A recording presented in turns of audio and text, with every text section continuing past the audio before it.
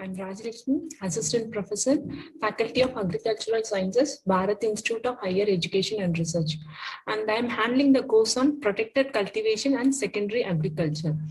And today we are going to discuss about moisture measurement, direct method and indirect method of moisture determination, drying and dehydration, and about drying theory and drying rate curves, and critical moisture content, falling rate period, and equilibrium moisture content. So these are all the terms that we are going to discuss in detail in the upcoming slides.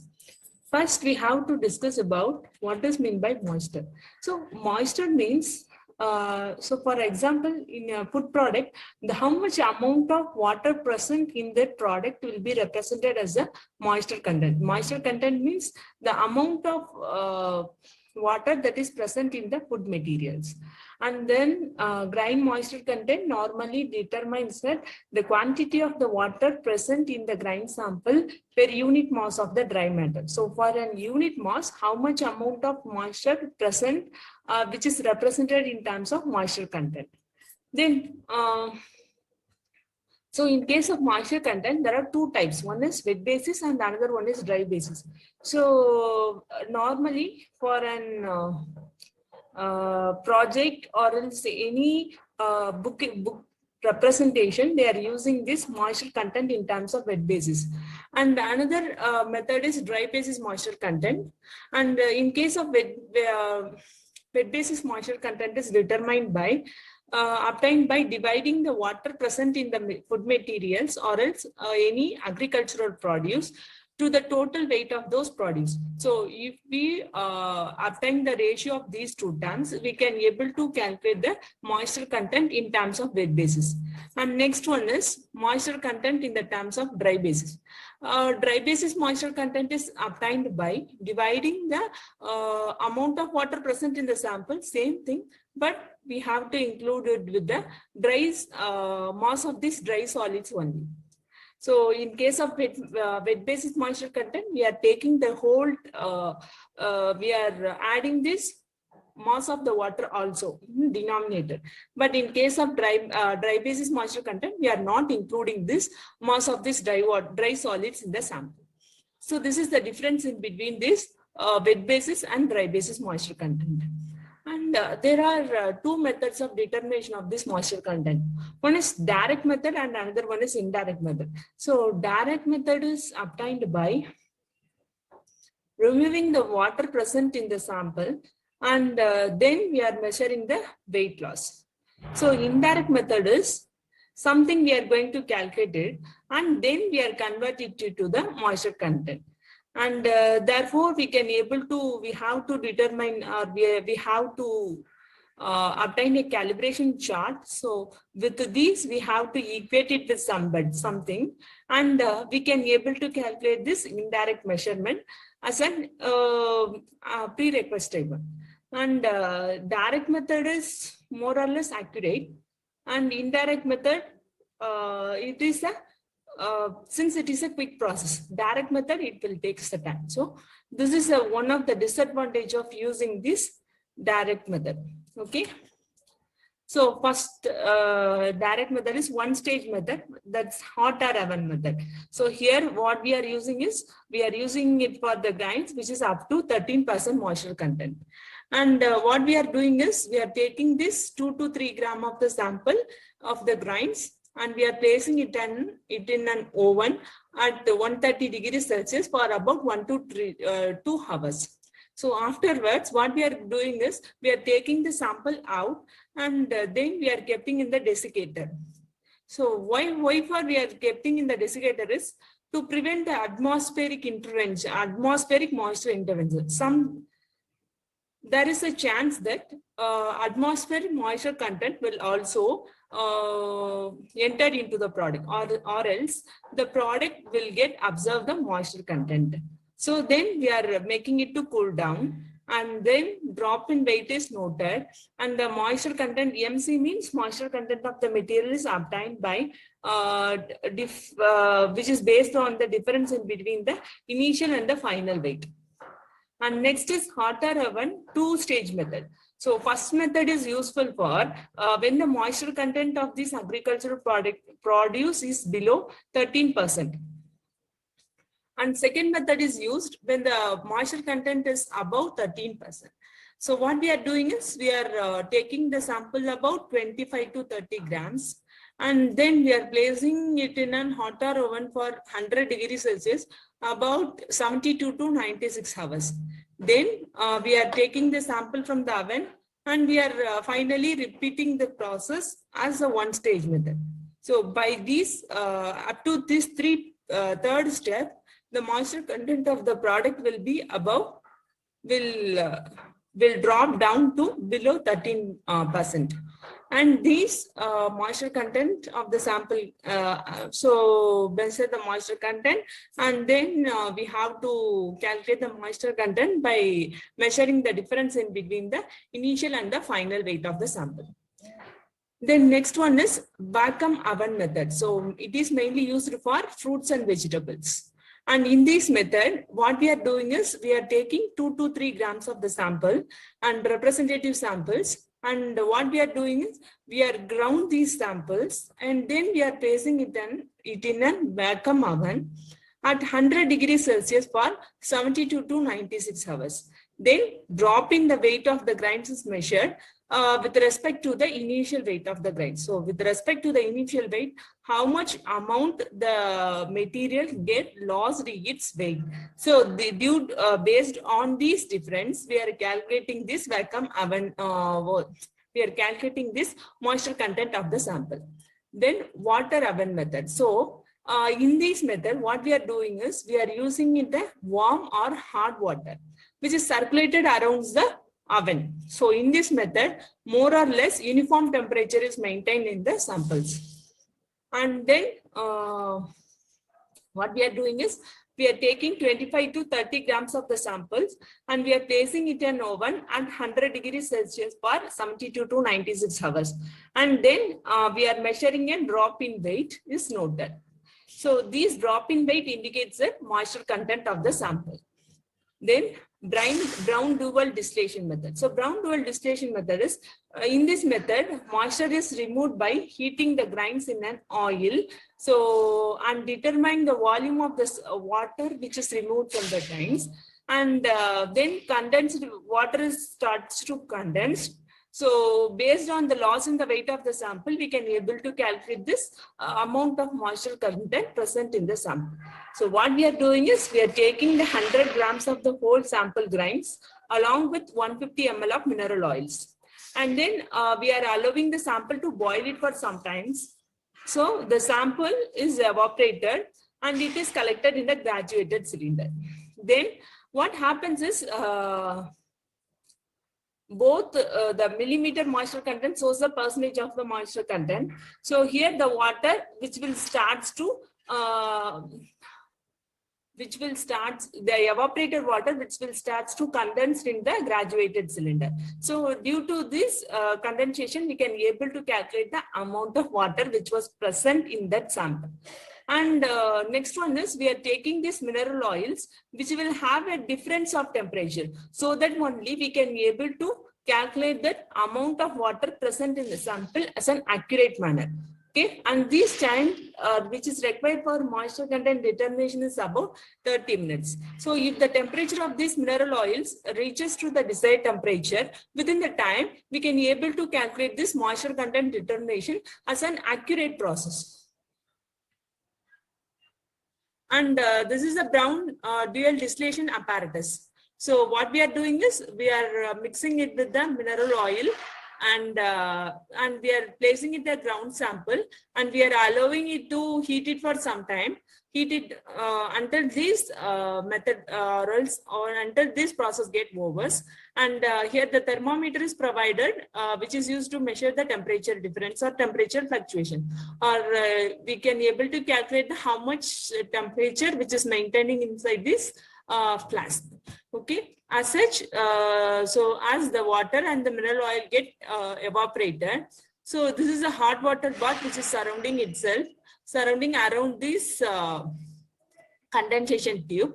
So what happens is the water which will get condensed here. So we can able to calculate it with the amount of water which was present in that sample by measuring this graduations. In terms of ml, we can able to calculate it. And the next method is infrared method. So what we are doing is we are placing in this method, we are placing the sample directly in an infrared lamp. Okay. And so what happens is the infrared lamp has the ability to measure the water which is removed from the sample due to the evaporation. So grain moisture content is directly measured by evaporation of the water which is present in the sample, the grains in the infrared lamp. So these, the commercially infrared lamp is also available in the market itself. And instrument, it consists of an instrument which consists of a balance, and the balance is weighted by, counter fixed by some weight. And then it consists of a variable length weighing chain. Here the infrared lamp is mounted on an arm which is placed above the pan. So which have the provision to change the length. So we can able to change the length of this arm of this infrared lamp. And it consists of the scale which is incorporated, so which having the graduation in terms of moisture content, which is this graduation is measured in the stem of the instrument. So at the end of the test, when the balance is 0, we can able to calculate the direct reading of the moisture content of the sample which is obtained here.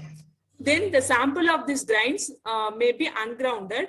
So, but when ground sample is used, but when this ground sample also used in this infrared method also. And this is the diagrammatic representation of this infrared method, and it consists of the pan. So we are placing this material above this pan. So here it consists of the stem which is graduated here. Okay, and it consists of, this one is a flexible this one is a flexible stand, and it consists of the support pole and the power cord and intensity regulating knob. So by this knob we can be able to adjust the intensity. And this is one is a flexible frame, and this is an infrared lamp, and it consists of a lamp shade. So this one is known to be the stem. This one is known to be the stem. So which is graduated in terms of percentage of moisture content. And next one is indirect method. So as I told earlier, so indirect method of moisture content determination, which means here we are indirectly measuring this moisture content by using some other properties of this agricultural material. So first thing, we are using it with the moisture meter. So, this one is known to be the universal moisture meter. So nowadays we are using it for an agricultural produce also. So how these universal moisture meter is measuring this moisture content. Okay, now we are going to discuss in this lectures. And here the moisture content is determined by using the electrical resistance or conductivity of the product. And the resistance means which is an electrical quantity that measures how the material which offer the resistance to the flow of the current. And this principle is used in terms of electrical measuring devices. And the moisture meter which measures the electrical resistance of these materials, and this is calibrated against the moisture content determination. So first this instrument which is used to measure the electrical resistance, then some graphical representation was introduced into this instrument. So if the resistance value is something, it will convert into this moisture content determination. So moisture content determination, and this universal moisture meter gives a fairly accurate readings in terms of moisture content on wet basis. And next thing is this device used to measure the next thing is dielectric method. So this method used to measure the dielectric properties of the grains. And dielectric constant, which is a quantity that measures the ability of the substance to store this electrical energy in an electric field. So in this method, the grains are filled in the grind chamber, and this side of the chambers, which is formed by a plate in between the condensers. So what happens is here high frequency electric current is passed. So what happens is it consists of a condenser and capacitors also, which is used to measure the capacitance of the sample. So the capacitance which will varies with respect to the water present in the sample. And also second thing is, so if we have compacted the sample very high degree, means the capacitance value also varies. So normally with respect to the grind temperature also, these capacitance values vary. Okay. And next thing is chemical method. So this one is practically used method. So what happens is we are measuring this water present in the sample by using some of the salts or else some of the chemicals which will react with these water present in the sample. And with respect to the formation of certain things or else formation of the certain thing, we can be able to calculate it. This was the amount of the water which was present in the sample. So what in this method, what we are doing is water which can be removed by adding certain chemicals. So these chemicals react with the water and which will resulting in the formation of another compound also. From this chemical reaction, a gas is produced and which can be measured volumetrically or else which decreases the original weight of the sample. One thing here compound will be formed or else any gas will be released or else based on the decreasing in the weight of the sample. So mostly in this method, the calcium carbide is used. So which is added with the 30 gram of the materials. So about 10 to 25 minutes is required for this reaction. Second thing is drying and dehydration. So there is a difference in between the drying and dehydration. So drying means a product, so removal of moisture content or else water from the product to a predetermined level. Dehydration means, so until these bone drying, so means how much amount we can be able to extract from the material to a very lower level. Usually this is represented as a bone dry condition. This is known to be the dehydration. So next we are going to discuss about drying theory. Drying means at the time of harvesting, moisture content of the product is very high. So by this nature, the food grains is normally hygroscopic in nature. So what happens is they will lose or gain this moisture present with respect to this atmospheric condition. So moisture migration which will take place due to the difference in the vapor pressure between this atmosphere and the product. Okay. If the vapor pressure of this grain is greater than the atmosphere, means what happens is grain will transfer of moisture from the grain to the atmosphere to take place. So vice versa. If this atmospheric vapor pressure is greater, means grains will absorb this moisture. Then drying rate. So it is defined as the mass of water which is removed from the product with an unit time per unit mass of the dry matter. Normally it is denoted by the psi. So drying rate means the mass of water which is removed from the product to the unit mass of the dry material. And or else it can be removed as the mass of water removed per unit time per unit area. So normally it is denoted by N. So drying curve which is defined as it is a plot in between the drying rate versus drying time or moisture contents. So this is the drying curve which here drying rate is plot in between the time with respect to the moisture content. And second thing is moisture content with respect to the drying rate of the product. So there are three sections in the case of the drying of the product. Then the drying rate period is, there are three periods. One is constant rate period and the falling rate first period and the falling rate second period. So normal convection drying consists of three processes only, three periods. Okay. So this is how we are drying an product or else rice. Normally, the rice is grounded and it is produced in the pasted form. So this is dried. This is left to dry for 2 to 3 days. So which will depends upon this atmospheric condition. So it will left to dry until it becomes a bone dry material. Then this is known to be the dehydrated. So then first one is constant rate drying period. First period 1 to 2 is called as constant rate period. So in this, the water present in the moisture surface of this product, which will behave like a free water surface. Second thing is this product or else this process will continue until this process will continue until the water is removed from the surface. So which is equal to the interior of this product to the surface, or else which is equal to the rate of moisture migration from interior to the surface of this material.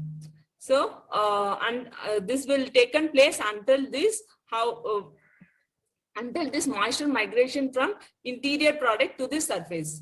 So normally when the water is removed from the surface means what happens, it will have a lower pressure. So water have the property to move from an lower to an higher. So due to the difference in the pressure, it will start to move from interior to the surface, and the constant drying period continues till the critical moisture content of the product is reached.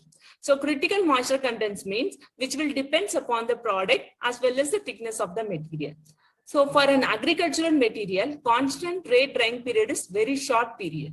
So it will depends upon this, how much area which is uncovered from the product, and due to the difference in humidity level between the surface, wet surface and the air. And next thing is due to the difference in the drying air velocity. So next thing is drying rate, which will depends upon the difference in temperature of the air and the temperature of the wet surface, which is taken place at the constant air velocity and the constant relative humidity. So difference in humidity between an air stream and the wet surface, which will be taken place at the constant velocity and the temperature. The air velocity is maintained to be the constant at a constant temperature and constant humidity.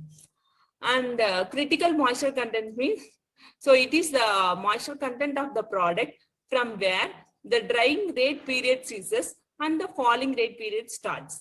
So it is the point where this constant rate drying. So until this migration takes place, this is known to be the constant rate drying.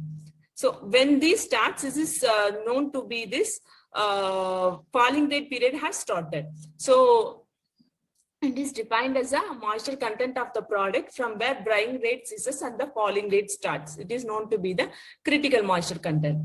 And the cause of this falling rate period is due to the drying, this inability of moisture which is conveyed from the center to the grind body surface, which is comparable. So due to this moisture evaporation with the surroundings. Second thing is falling rate period 1, F1. Due to this period, first falling rate period, this is known to be the first falling because of this decreasing in the wet surface area, and the drying rate is decreases. So as this drying rate proceeds, the fraction of the wet surface decreases to the 0, where F1 period 1 ends. So in this first falling rate period, the wet surface area decreases, at the same time drying rate period starts. So due to this period 3 and the 4, it is known to be the second falling rate period.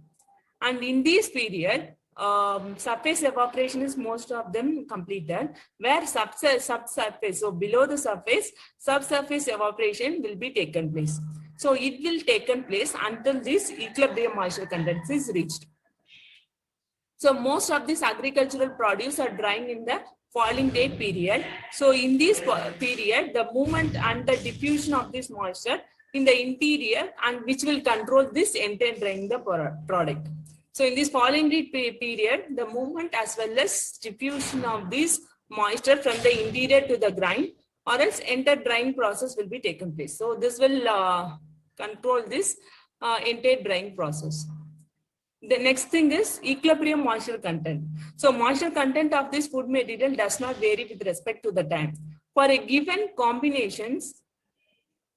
So what is known to be the equilibrium moisture content is, this is known to be the moisture content of the product with respect to this atmospheric condition.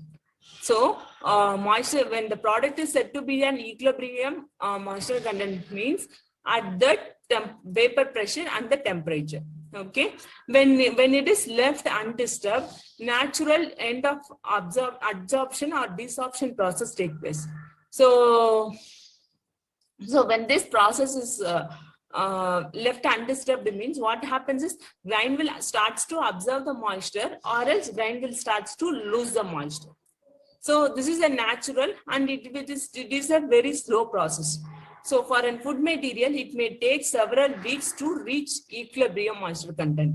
So moisture content obtained by the grinds with respect to the set of this atmospheric temperature and the relative humidity, which is known to be the equilibrium moisture content. So with respect to the temperature and the humidity only, this equilibrium moisture content is said to be obtained. So what are all those importance of equilibrium moisture content? This concept of equilibrium moisture content is placed an important role in study and the drying of storage of fruits and the vegetables.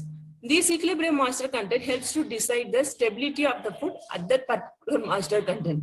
And the EMC of values of several grinds and the food can be determined by several researchers in the literature. But they have mentioned it that equilibrium moisture content with respect to this temperature and this relative humidity. So these equilibrium moisture content will vary with respect to this temperature and the relative humidity. So when it is exposed to the air, what happens is high moisture content food will start to lose this moisture content, or else low moisture content food which will start to gain this moisture content.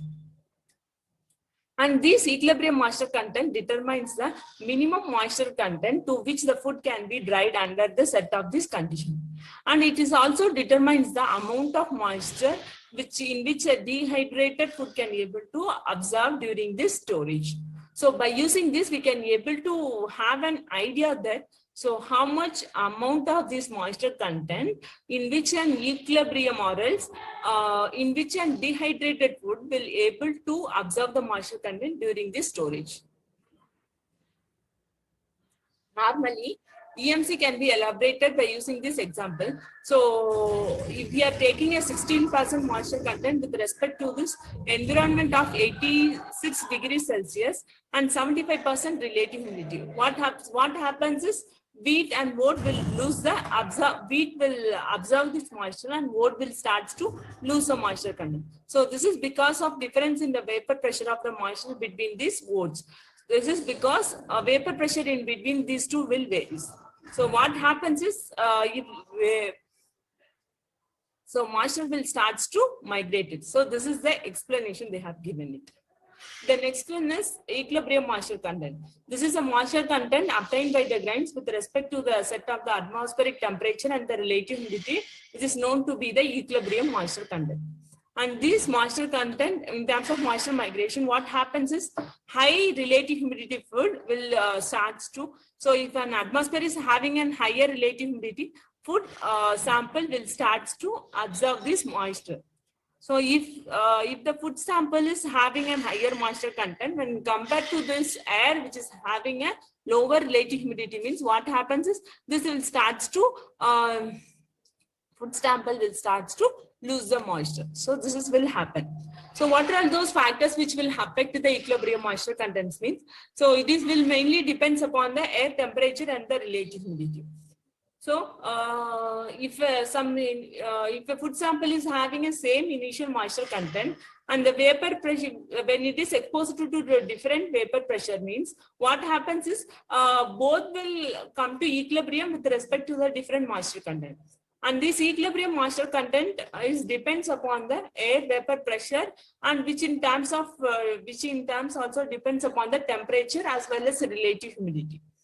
So this is known to be the equilibrium moisture content of the product with respect to the set of an atmospheric condition, with respect to the surrounding at the given set of temperature and the relative humidity. Normally, grind will lose or gain the moisture content. So this is normally represented by using an isotherm curve, which is plot in between an equilibrium moisture content and equilibrium relative humidity. So this will gives an idea whether these material will starts to absorb or lose the moisture content. So this is also give an idea about how much amount of this water which is removed from the product, and which is also helps to determine the drying characteristics of the product. So there are three types of moisture content. One is bound type moisture content, unbound, and the free moisture content. So free moisture content means excess moisture present. Then unbound moisture content means here the vapor pressure of this so moisture which is having a vapor pressure which is equal to that of pure water. So bound moisture contents means chemically bound to this food or agricultural material. So which will exert a vapor pressure which is less than that of the pure water. So normally the bound moisture content is very difficult to remove. For example, unbound and the free moisture content, we can be able to remove it very easily. So at 100% relative humidity, free moisture content which is equal to the bound moisture content. So this is a curve which is a plot between the moisture content and the relative humidity. So this is a curve which is drawn. So it shows that the free moisture content which is able to remove very easily. So the free moisture content which consists of this unbound moisture content and the bound moisture content. So with respect to certain moisture content, the bound moisture content can be easily removed. So after certain period, we can be able to remove it very easily.